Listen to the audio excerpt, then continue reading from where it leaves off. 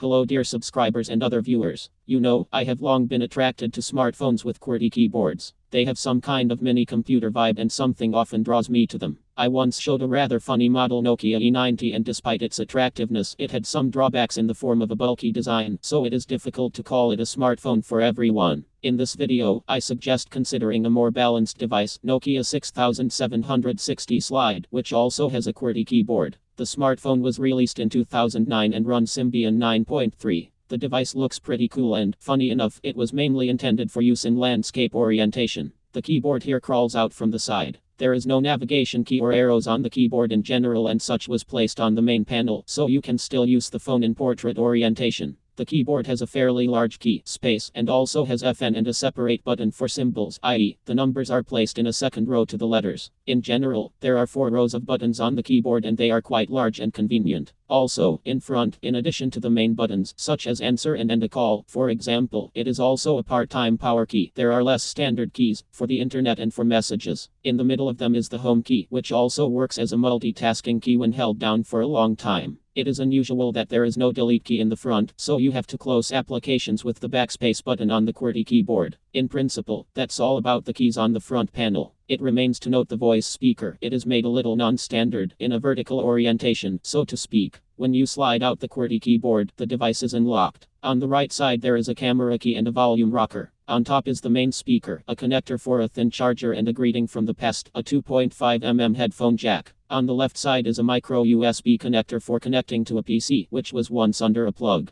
Below is a button for opening the lid, and on the back is a 3.2MP camera, which, alas, does not have a flash and autofocus. By the way, this one records video with a resolution of only 320 by 240 pixels, which is not so much for 2009. The battery is a BP4L with a capacity of 1500 mAh, which is a pretty good result for 2009. As for memory cards, there is such a slot, it is under the lid. It is micro SD and by the way, a 2GB card was included in the kit. About the display. This is TFT technology for 16 million colors. The diagonal is 2.4 and the resolution is 240 by 320. By the way, I will note that the display here is quite high quality and is better made than the one that was on my first Symbian smartphone Nokia C5. The image does not fade at angles. The processor here has a frequency of 369 MHz, although for a Symbian smartphone of this type the frequency isn't important. All applications fly here anyway. There is 128 MB of RAM, which is enough for a smartphone of 2009, but it is worth noting that there were models on Symbian 9.3 where it was more, namely 256 MB. These are Nokia E5 and C5 5MP. There is 120 MB of built-in memory here, which is in principle not so little for those years and a smartphone of this type.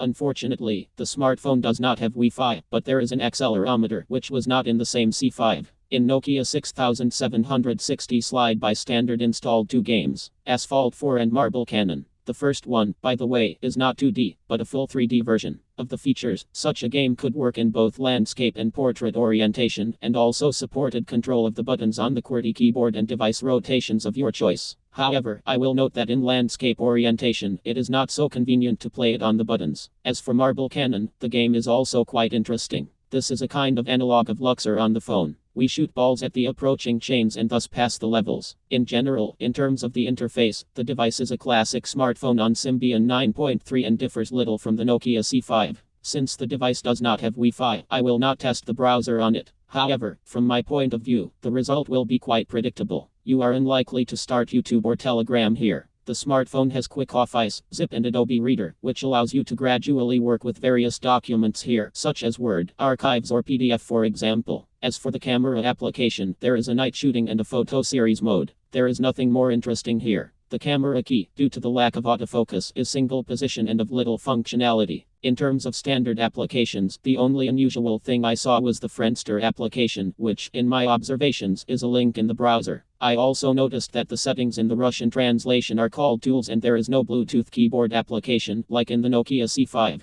Therefore, compatibility with Bluetooth keyboards is questionable here. I also failed to get modern Bluetooth headphones. In the settings, you can select the font size, change the greeting, select hotkeys and configure the LED indicator. You can also configure the own keys for the internet and messages. Additionally, the device has data transfer from another phone. In general, as for games, The phone is categorically not suitable for them. I installed the sys version of Assassin's Creed and the Java version of Micro Counter-Strike. In landscape orientation, both do not work very well, and in portrait it is clear that if one of the digital buttons is needed for control, then it simply cannot be pressed. In general, theoretically, DOSBox, the Game Boy Advance emulator, and the Engage 2.0 application should work here. However, the ease of use of the latter is questionable. That's all I wanted to say about the Nokia 6760 slide. What is my opinion about it? In general, I really liked the design and construction of the smartphone. The display is also quite good. The pluses also include the presence of an accelerometer. The minus is the lack of Wi-Fi and poor compatibility in games. Therefore, I could use it as a second phone, but not for games. It would still be better to take the Nokia C5 or 6700 slide.